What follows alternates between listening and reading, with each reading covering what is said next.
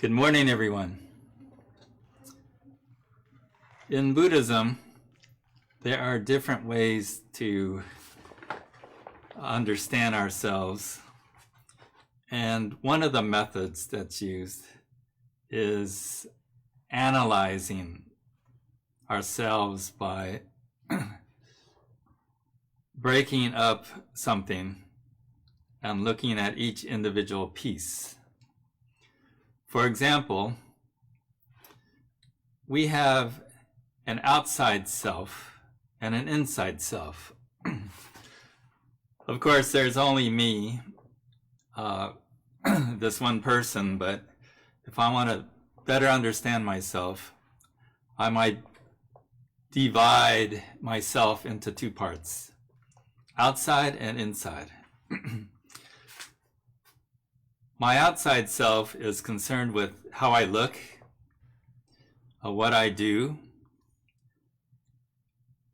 what kind of education that I received, what kind of job that I'm doing, how much money I have, what my status in society is like, and what kind of possessions I have. My inside self, we could say, is how I feel, how I think, my emotions, my beliefs, and how I see or perceive the world. When I think about my two selves this way, I can see how probably for most of us, we spend much more time thinking about our outside self than our inside self. Buddhism tells us that this inside self is most important because how we think and how we feel and how we perceive the world affects how we act and everything else that we do in life. We have a teaching that encourages us in this way. In Berkeley, we recite the Golden Chain. This has been a Dharma school tradition for,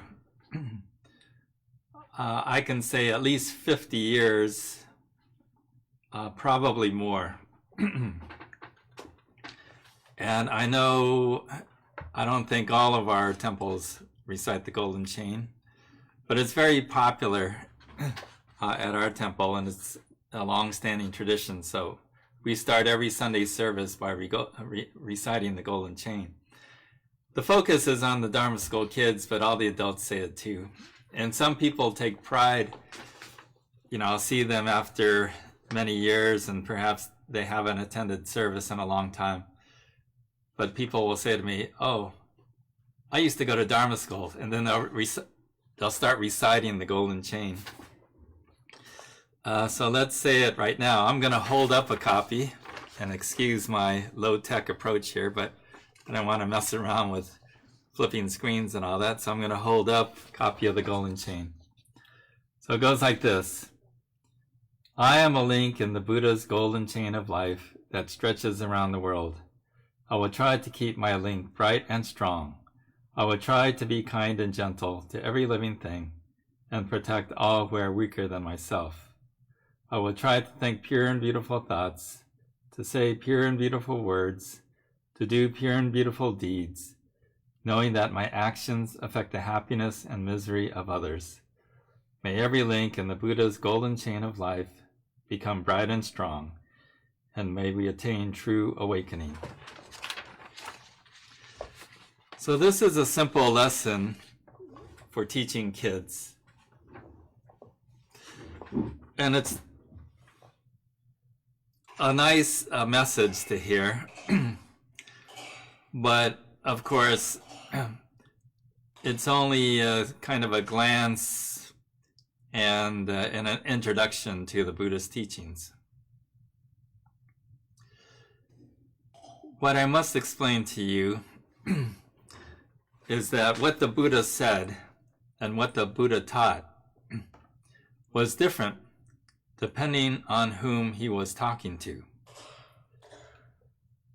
And if we don't understand this distinction, then the Buddha's teachings can be very confusing, because sometimes we hear a certain message in Buddhism and then we hear another message in Buddhism that seems to contradict the first message.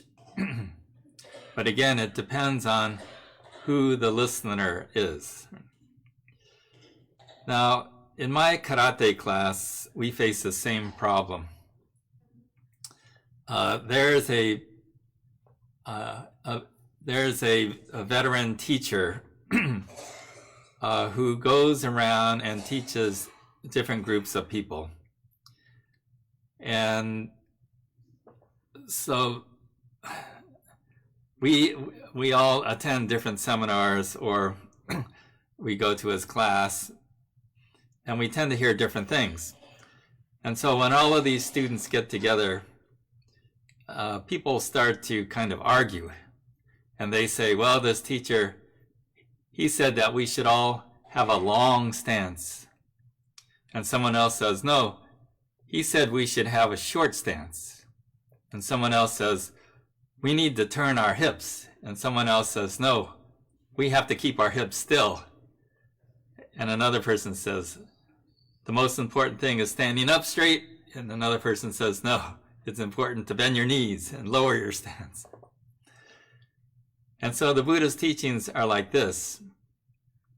So who's right and who's wrong? Well, everyone's right and everyone's wrong. Everyone's right in the sense that perhaps that was the lesson that was given to them, but everyone's wrong in the sense that this is not the lesson that is being given to everyone. So if we think about it, for the golden chain, can we really live by these words? That we are saying that I will be kind and gentle to every living thing. I will try to think pure and beautiful thoughts, say pure and beautiful words, do pure and beautiful deeds. But if we really analyze ourselves in the course of a day, I'm sure we are not thinking pure and beautiful thoughts, nor saying pure and beautiful words all the time.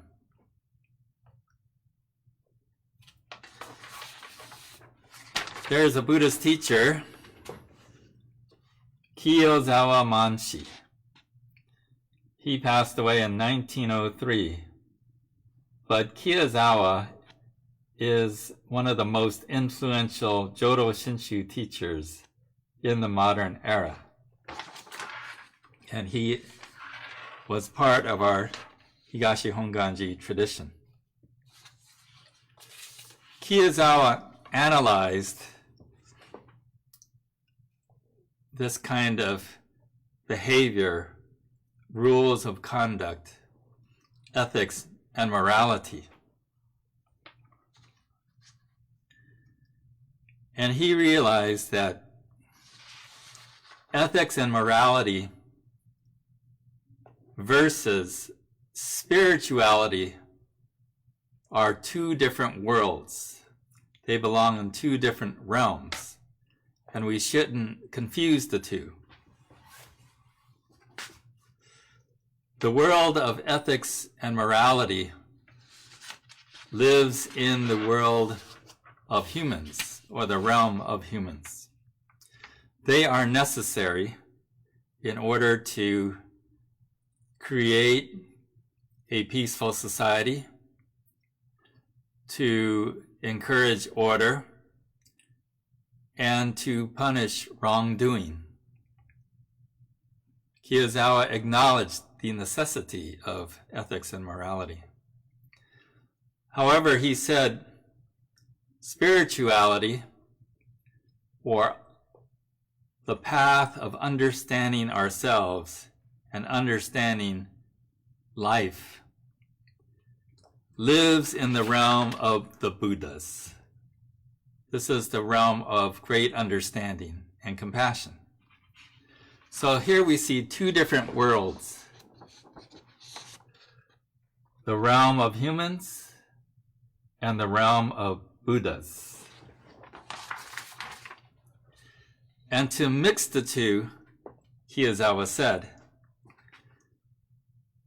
means to weaken each one, because they get confused and mixed up.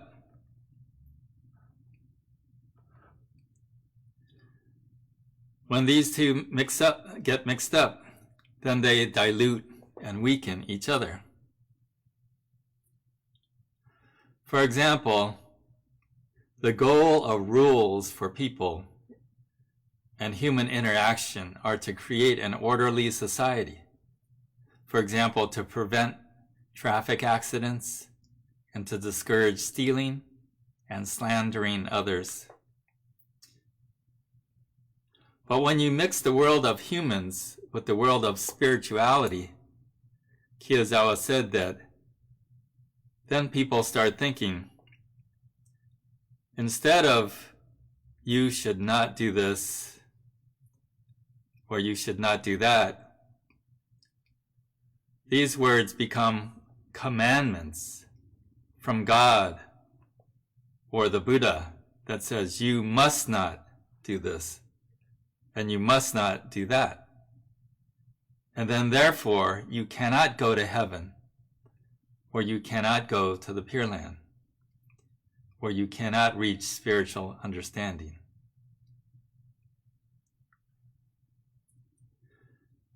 If you really think about it, who among us can lead lives that are perfect in our behavior, perfect in our speech, perfect in our thinking, perfect in our actions?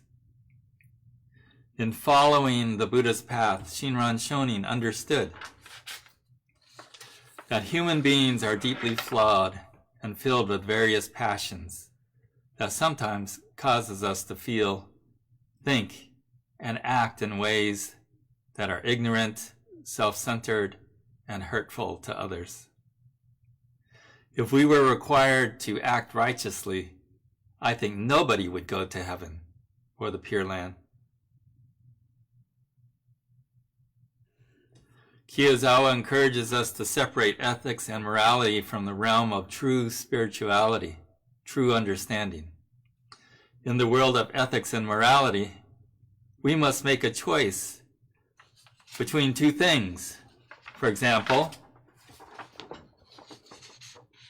good versus bad, right versus wrong, just versus unjust, between winning and losing, between you and me.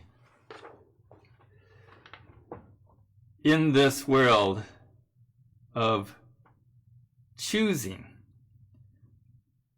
between two opposites, there will always be conflict, the conflict between the two sides. When we look at the world today, there is great conflict. In the Middle East, for example,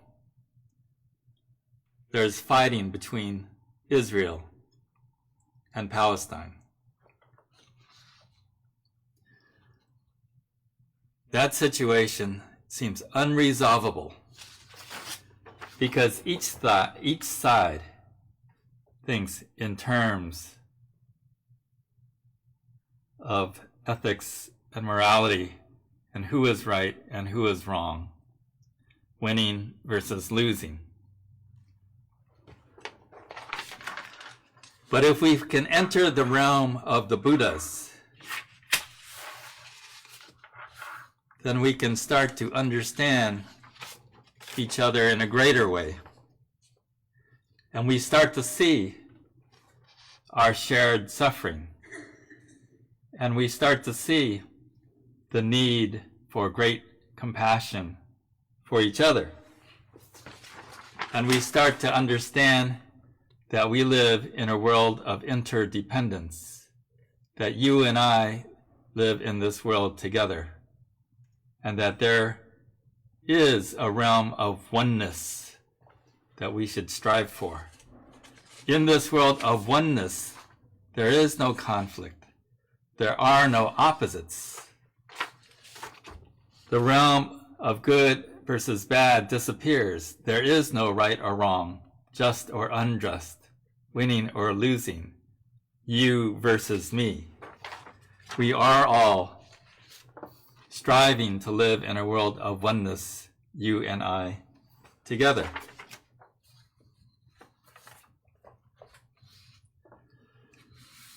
This is the message that I hope the world comes to understand. This is the realm of the Buddhas, the realm that brings us together, that unifies our thinking, that brings peace to the world. This is the message that I hope we can all take to heart. Thank you for listening. Namo Amida Butsu. Namo Amida Butsu. Namo Amida Butsu.